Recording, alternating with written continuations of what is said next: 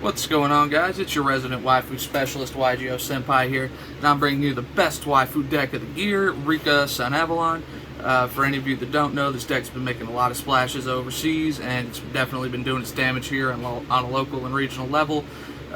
Just wanted to bring you guys my take on it. Obviously, YGO Senpai, I'm going to be running decks like this, so I'm just going to go ahead and get right into it. Before I get started, make sure you like, subscribe, comment, all those good things, and let's get into it. So we're going to start out with 3 Rika Petal, pretty self-explanatory. This is the main starter of the deck. You normal summon this, grab yourself any Rika card you need. It's also really good for follow-up from the graveyard. Special summons itself at the end of your opponent's turn, so you definitely want to be maxing out on those. The next card I'm maxing out on is 3 Rika Princess. This card cannot be understated. It is Effect Veiler, and if you haven't used your Rika Konkon effect on your opponent's turn, you can also tribute your opponent's monster for cost, so it's really good at making sure that they stay off of whatever end board they're trying to get to. Now, one of your primary extenders of the deck, Primula the Rika Fairy. This card's really good off of Rika Glamour. You tribute a card for cost. It's add Primula, add Princess, 1 card, Rika Queen Strenna, which we'll see later on in the video. Speaking of more 2-ofs, I have 2 Mudan the Rika Fairy.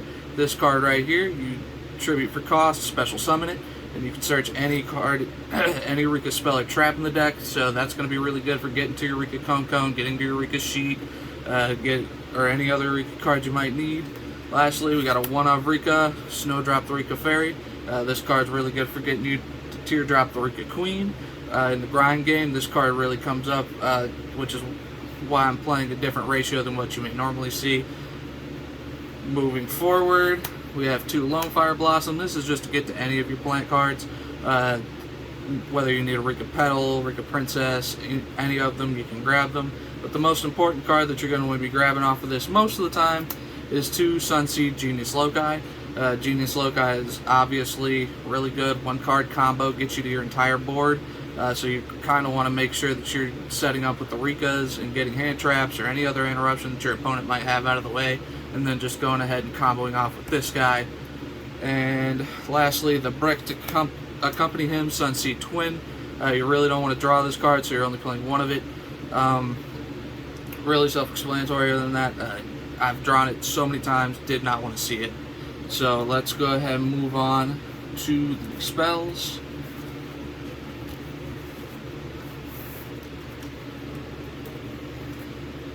For our spells, we are going to be running 3 Rika Konkon. Best card in the deck. If you're not running it at 3, what are you doing? This card lets you tribute your opponent's monsters for cost for all of your Rika effects. You can use this effect on your opponent's turn. When you activate it, you're able to search a Rika spell or trap. Speaking of Rika spell or traps, it'll allow you to get Rika Glamour to your hand, which you can also tribute your opponent's cards for cost for this if you absolutely need to help you break their board. Really good. It'll also allow you to search after you use the effect. And speaking of cards that are going to be really good for your plant engine, Sunvine Sowing. Again, another brick in the deck. You really don't want to see it. You want to search it through your combo. Really self-explanatory. Speaking of getting to our Sunseed Genius Loci and comboing off, we're running 1 for 1 and 3 Unexpected Die. These cards really just help you get to your combo, make sure that you're doing everything that you need to, helping you establish a board state where you're just going to lock up the game. Really self-explanatory. Moving on to additional spells. We are running 2 Triple Tactics Talent. In this day and age, we want to be running as many board breakers as possible. Rika kind of naturally breaks boards, so I'm not overdoing it. But what I am running, just in case I need it, is 3 Dark Ruler No More. This card blanket negates your opponent's board. Really helpful, especially if you have effects that would interfere with anything that you're doing, to be able to break your opponent's board. So definitely want to make sure we're maxing out on that. For traps, we're running 1 Rika Sheet. This card, again, you tribute your opponent's monster for cost, take it. Really good for just clearing anything that they might be wanting to do. I've done this so many times with Rika Konkon on the field. Really just locked up a game for me. Speaking of locking up games, if you want to lock up a game, running 3 Rivalry of Warlords, because all you're running are plant monsters. So it's really easy to just flip this card and say, haha, I win to your opponent. Definitely want to make sure you're maxing out on that. We want to see it. Really good against Sprite, tier elements, everything like that. So, Meta Buster. Speaking of busting on the meta, we have 3 infinite impermanents. Pause on the busting on the meta part. But we have 3 infinite impermanents, again, to help us break boards and get rid of any problematic cards that we might have on the field. That is it for the main deck. I believe it's 41 cards. And let's go ahead and move on to the extra deck. So, in the extra deck, we're running 2 copies of Teardrop Rika Queen. I run 2 instead of just 1 like everybody else seems to. I've noticed that in the grind game it is a lot easier to put Rika Queen Strenna on the field and recur Snowdrop and make Teardrop again versus trying to recur Teardrop.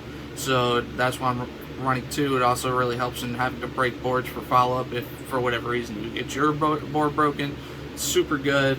Speaking of Strenna, here she is, running 2 of her. Again, really good. Helps recur anything that you need, and it also helps get you into the next monster, Sacred Tree Beast Hyperton. This acts as a monster negate, and if you activate a spell, you can also make it a spell negate. Super good for helping maintain your board, maintain tempo of the game, so definitely want to be running him. I was thinking about cutting a Teardrop for something else, but I found in the grind game it's really just too good. And that's it for the Xyz package. Moving on to the links. We're playing 1 Aromatherapy Jasmine and 1 Sylvan Dance Peony. Dance Peony is really just too good. Mill 3, summon any plants you need to get into your plant combos. It's really too good. Aromatherapy Jasmine, just really self-explanatory. Aromatherapy Jasmine just puts in so much work. You definitely need to be running this. I've considered running 2 of this instead of 2 Teardrop, but I've noticed that I don't really miss it in the grind game, so this we're just running 1. And on for the Sunvine portion, we have 1 Sunvine Thrasher, 2 Sunvine Healer, 3 Sunvine Dryas, Sunavalon Dryas, 1 Sunavalon Melius, and of course the big guy, not a Sunavalon, Bengal Answer the Resurgent. So the reason that we're running the 1 Thrasher is to just summon off of Dryas for our combo. Again, we're running Healer for the same thing, being able to do the combo 1.5 times-ish is really good. Melius is really good for just getting into Bengal Answer. That's really kind of all he's here for. But Bengal Answer is a house in himself, just being a free compulse, quick effect on your opponent's turn. Super good. Definitely want to make sure that we're ending on this guy. So, yeah. Let's go ahead and move forward to the side deck.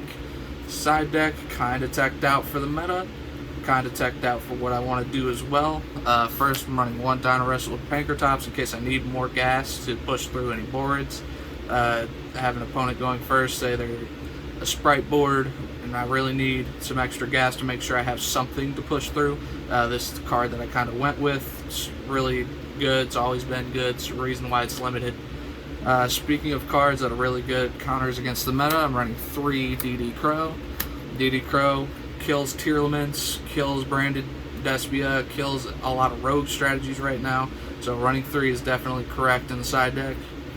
Speaking of needing more gas to break boards, in the next section of our side deck we have 3 Evenly Matched. Again, Evenly Matched, super good if you're going up against anything with an Adventure Token engine. You activate Evenly Matched on them and they have to keep their token, so everything else goes to the graveyard. Super good for breaking boards like that. Not much people can usually do about it. And last trap that I have in the side deck, Red Reboot. Again, super good. Really partners well with the spells I have in the side deck, which are 3 Cosmic Cyclone. You know, you really don't want to run into Mystic Mine, so we're running 3 Cosmic Cyclone. Red Reboot's just really good against those trap decks, same as Cosmic Cyclone. Really just kind of need to run it because back row decks are not this deck's friend. And lastly, I'm running the Gamma package. 3 Cyphering Gear Gamma and the 1 Cyphering Driver. If your opponent's on a lot of hand traps, this is really going to help you out. If you unexpected die and they try to hand trap you, just gamma them and you're on your way. Gamma's just super powerful. Don't really want to be caught without it. And that is about it for the deck. So thank you guys for tuning in. Please, again, leave a comment, leave a like, anything like that is greatly appreciated. Anything that you guys are willing to do. Until next time, your resident waifu specialist signing out.